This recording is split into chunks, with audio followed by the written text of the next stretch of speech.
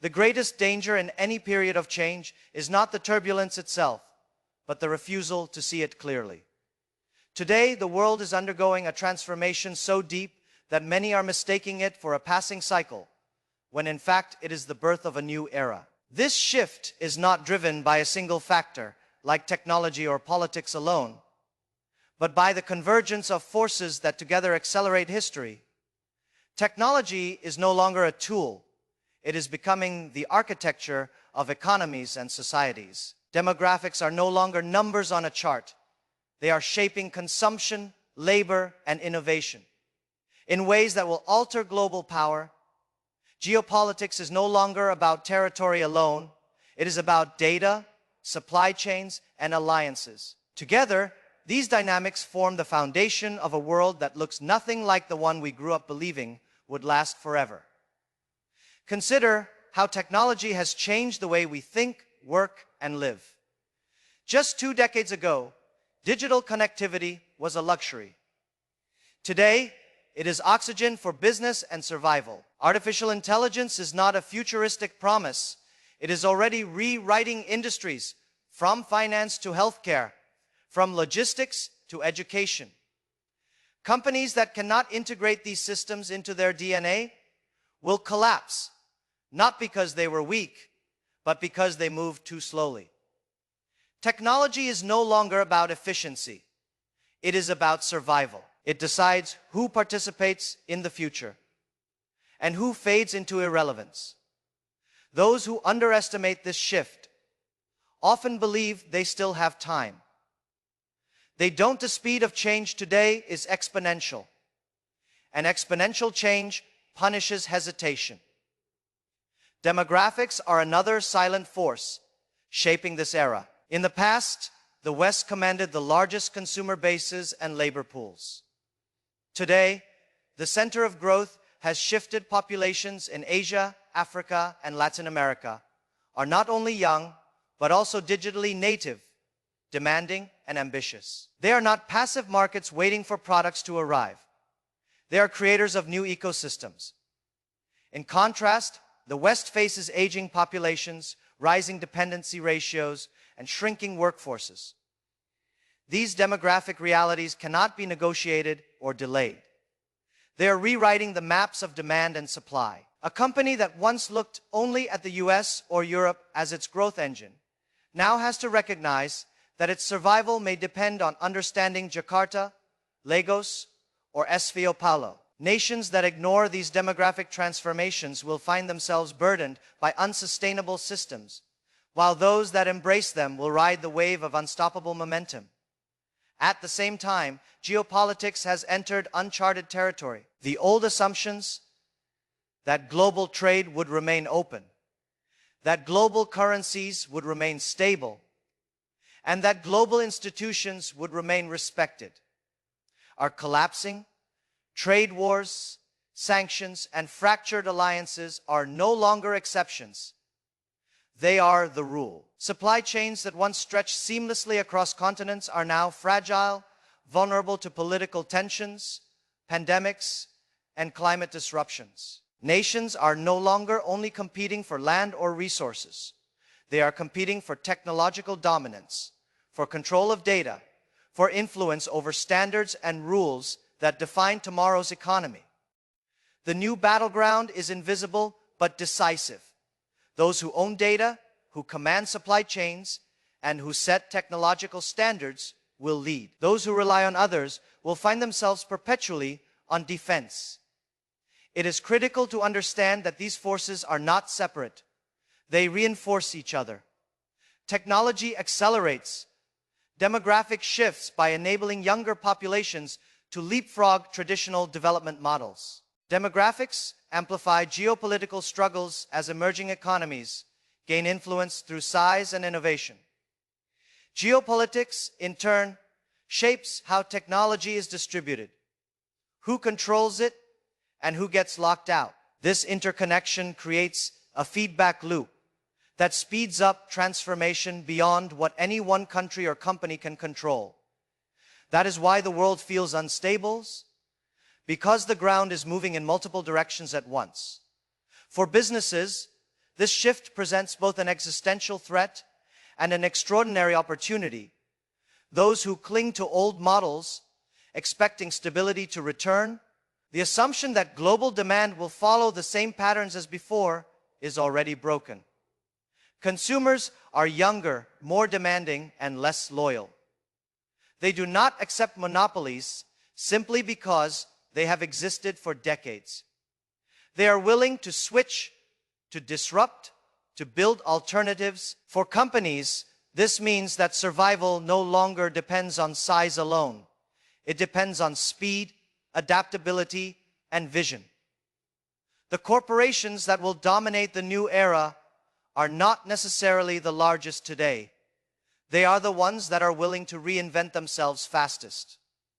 For governments, the shift requires courage. Traditional policies designed to protect existing industries and structures often end up trapping nations in decline. Protectionism may provide short-term relief, but it destroys long-term competitiveness. The new world rewards those who invest in talent, innovation, and collaboration, not those who build walls around outdated systems. Nations that continue to measure their strength in old terms, like military size or GDP alone, will discover that influence is increasingly defined by digital infrastructure, intellectual capital, and the ability to set global rules. The leaders of the new era will not be those who shout the loudest, but those who design systems others want to join. For individuals, the lesson is equally urgent. The skills that guaranteed success in the past are becoming irrelevant at breathtaking speed. Automation is replacing routine work. Artificial intelligence is absorbing analytical tasks. And platforms are democratizing opportunities that used to require institutional support. To survive in this world, people must cultivate skills that machines cannot replicate: creativity, empathy, vision, and resilience. Those who believe education ends with a degree will quickly discover that education has become a lifelong commitment. Reinvention is no longer an option. It is a necessity. This is why the current transformation is a shift no one can ignore. The world is not waiting for anyone to catch up. The speed of change is punishing, and those who move slowly are punished most severely. But at the same time, those who see clearly, act decisively, and adapt relentlessly will find themselves in a position of unprecedented opportunity. Every new era creates winners and losers, and the difference between the two is rarely resources. It is mindset. Those who cling to old certainties will be left behind, while those who embrace uncertainty as the new normal will rise as the architects of the next global order. The balance of global power is no longer anchored where it once stood. For centuries, the West defined the rules of trade, finance, and technology. Its institutions dictated how markets functioned, how currencies flowed, and how businesses operated. But the ground beneath this order is shifting. The engines of growth, the centers of demand, and the sources of innovation are moving eastward and southward into regions that for decades were dismissed as peripheral. What was once thought of as the developing world is now setting the pace for development, innovation, and influence. The tables are not simply turning, they are being rebuilt altogether. And those who assume that power will naturally remain concentrated in its traditional centers are already out of step with reality. Look first at Asia. In the last 50 years, no region has transformed so profoundly. It is not just China's rise that has redrawn global maps, but also the relentless momentum of countries like India, Indonesia, Vietnam, and others across the continent together. They account for billions of people, most of them young, connected, and ambitious. They represent not only factories of production, but also vast consumer markets whose tastes, habits, and preferences increasingly set global trends. Western companies once exported products into Asia, expecting adoption. Now they design products specifically for Asian consumers or risk irrelevance. Asia's sheer scale makes it impossible to ignore. But what makes the shift irreversible is the confidence and independence of its new generation. These societies are no longer content with importing ideas. They are producing their own, and they are exporting them back to the world. Africa, too, is emerging as a central player in this story. For decades, discussions of Africa focused on poverty, instability, and dependence.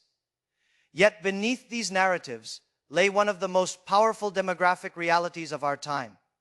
Africa has the fastest growing population in the world, and it is overwhelmingly young. By 2050, 1 in 4 people on the planet will be African. This surge of youth is not merely a statistic. It is a revolution waiting to be fully realized. These young populations are entrepreneurial, digitally connected, and hungry for opportunity. Mobile banking, for example, did not take root in Europe or America. It took root in Africa, where necessity drove innovation. Today, African startups are attracting billions in investment, building fintech solutions, health, tech platforms, and e-commerce ecosystems that the rest of the world is watching closely. What was once considered the frontier is rapidly becoming the proving ground for the future of digital and financial inclusion.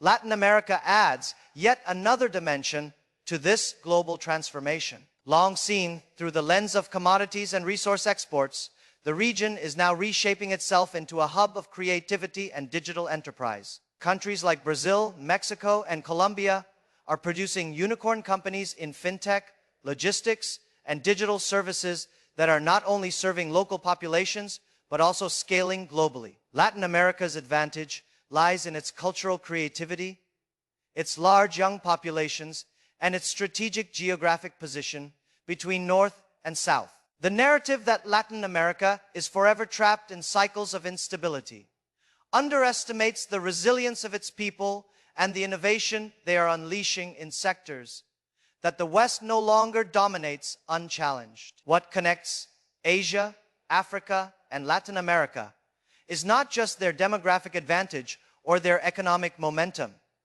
It is their determination to build systems independent of Western dominance. In finance, they are creating alternatives to the dollar-based system. New institutions, new trading blocks, and new agreements are being formed that reduce reliance on traditional Western financial structures. In technology, they are no longer content with consuming innovations built elsewhere. They are building their own ecosystems, developing local platforms, software, and hardware that reflect their unique needs and cultures. In trade, they are deepening connections with each other, forming South supply chains that bypass the old hubs of New York, London, or Brussels. The rise of BRICS is one visible manifestation of this shift. But the reality extends far beyond formal groupings. Informal networks of trade, investment, and technology collaboration are knitting together the global South into a powerful counterweight to traditional centers of power. The consequences of this shift are profound. For businesses, it means that the next wave of growth will not come from defending old markets, but from engaging with new ones on equal terms.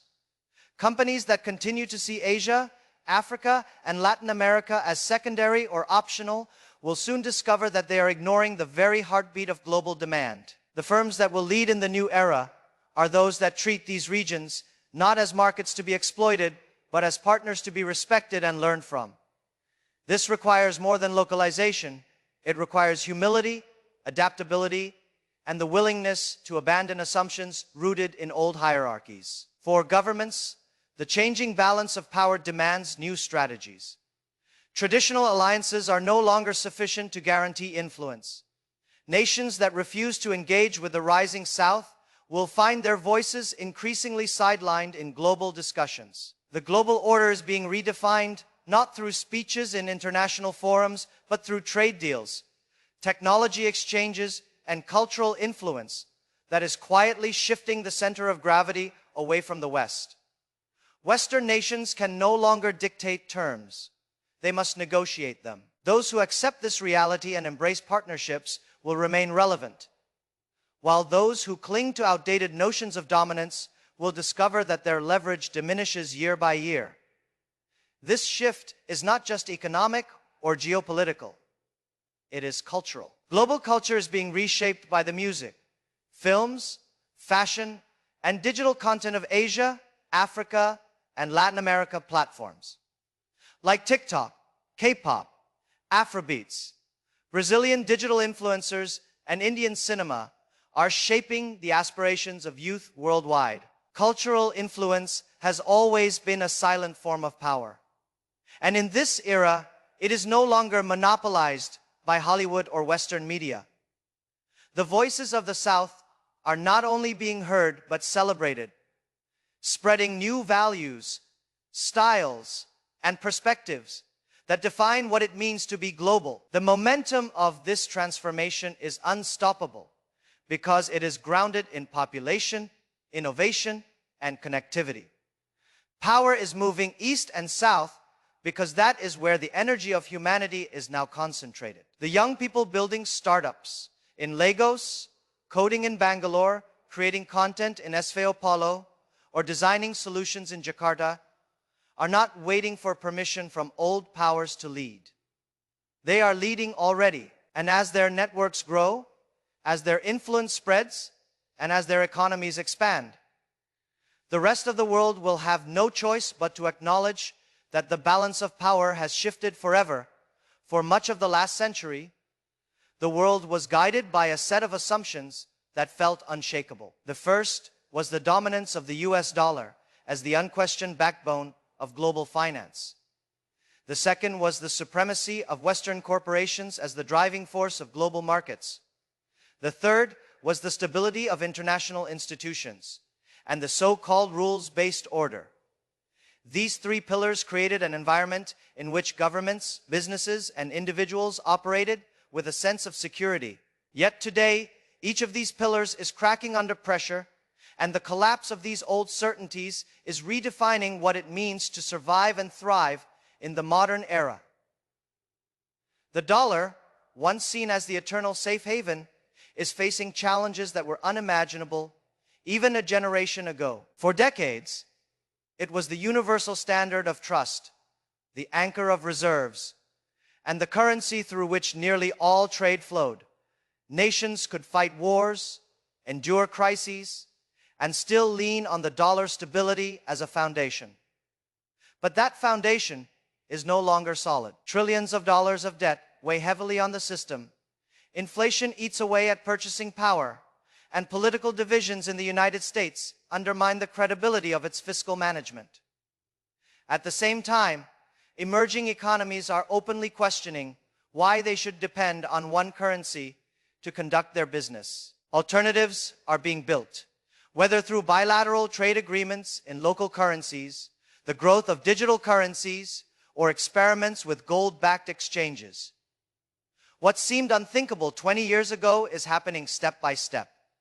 The dollar is no longer untouchable. Its dominance is eroding, not in a sudden collapse, but in a slow, irreversible shift. Alongside this financial uncertainty lies the weakening grip of Western corporations on the global economy. For decades, they dictated standards, set prices, and controlled supply chains. Their size, capital, and technology made them unassailable giants. Today, however, these giants find themselves under siege. Companies from Asia, Latin America, and Africa are no longer imitators. They are innovators. Chinese firms dominate entire industries, from e-commerce to renewable energy.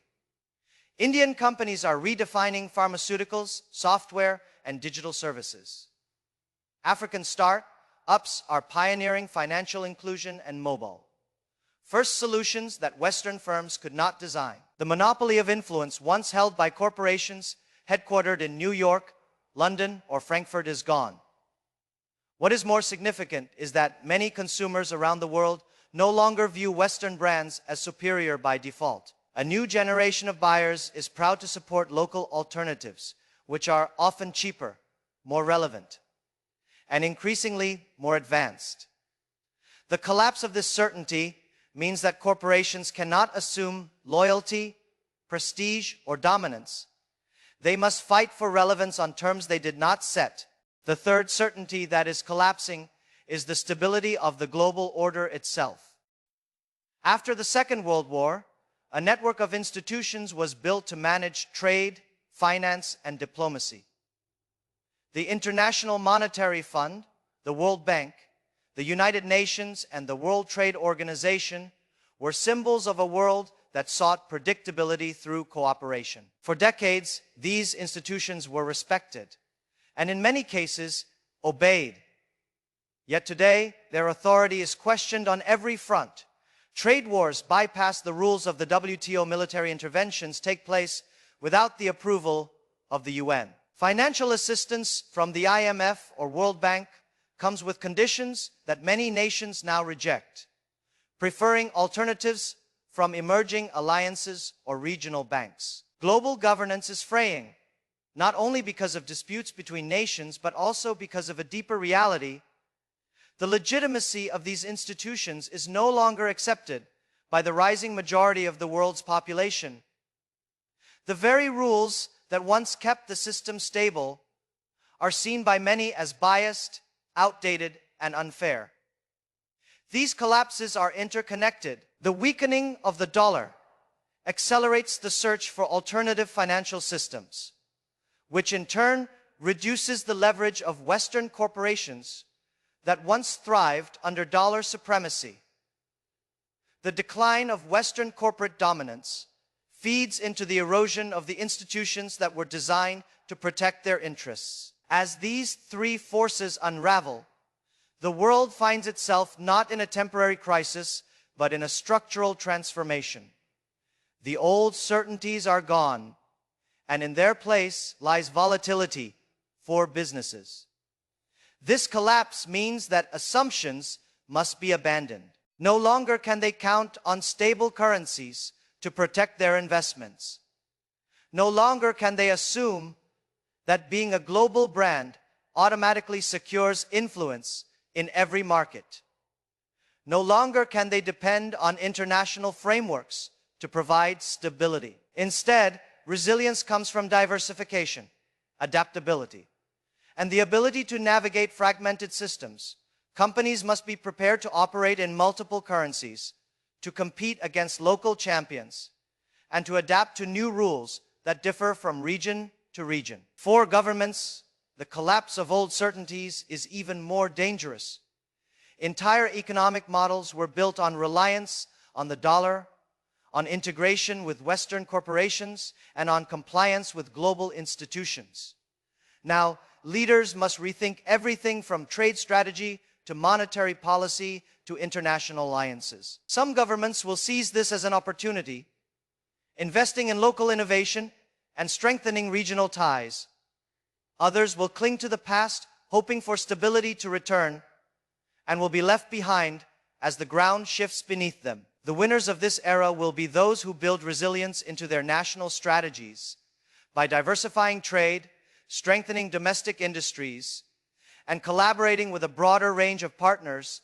For individuals, the collapse of these certainties is both unsettling and empowering. It means that careers tied too closely to old systems may no longer guarantee stability. Working for a Western multinational used to be the pinnacle of professional security. Today, joining a local startup in Lagos, Bangalore, or São Paulo may offer more potential for growth.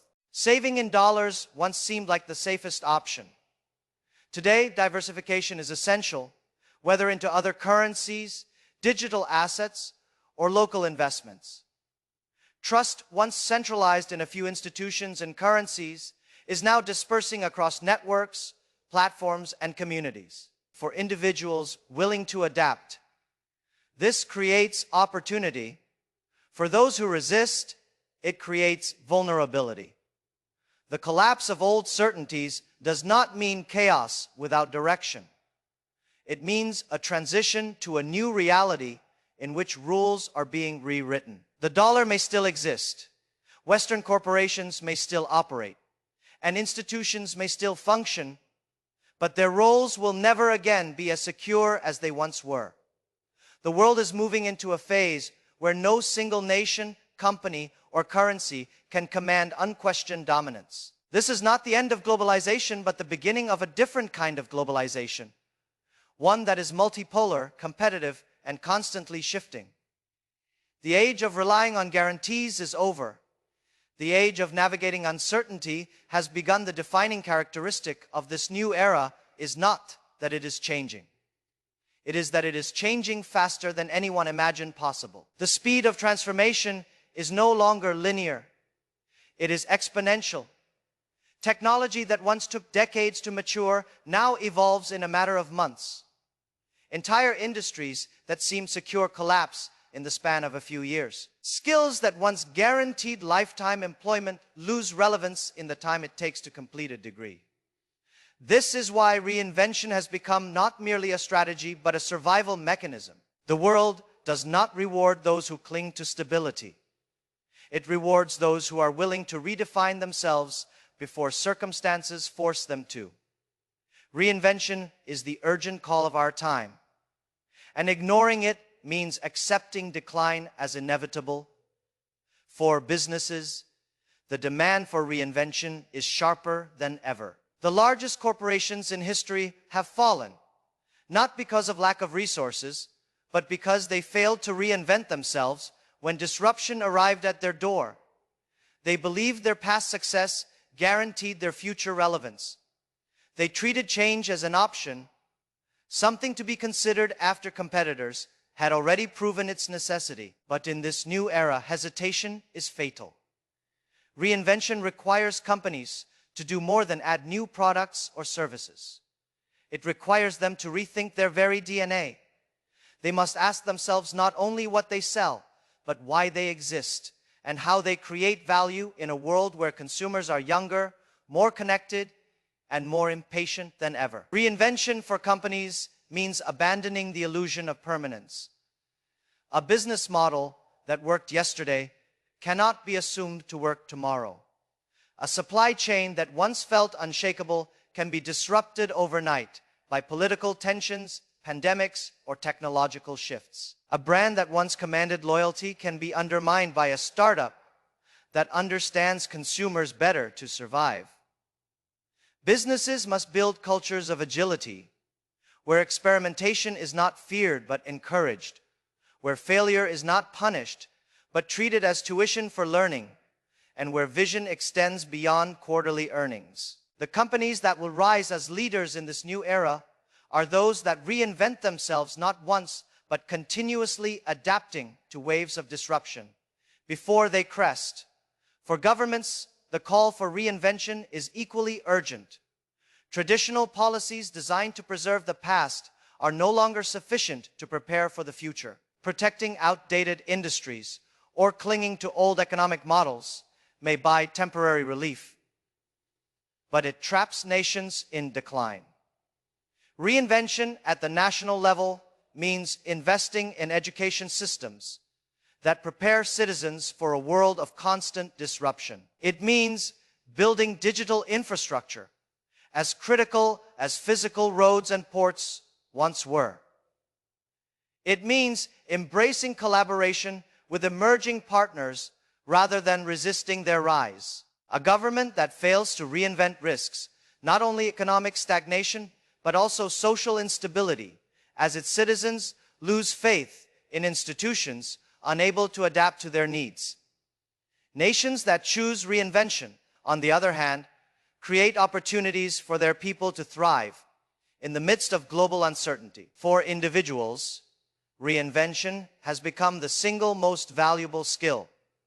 The old formula, study, graduate, work for a company, retire, has collapsed. Automation is replacing routine jobs.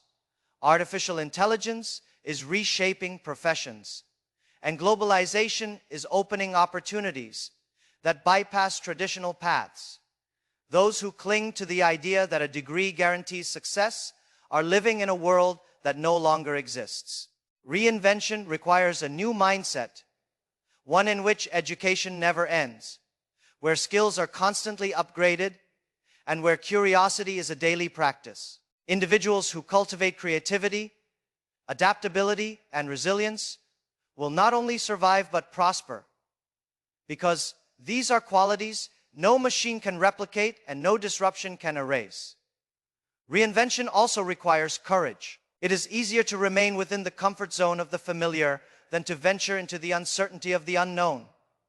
But the cost of staying comfortable is far greater than the risk of change. Those who resist reinvention often justify it by pointing to their past achievements. But the future does not care about the past. The future rewards those who are bold enough to question themselves, to disrupt their own assumptions, and to build new capacities before others even recognize the need.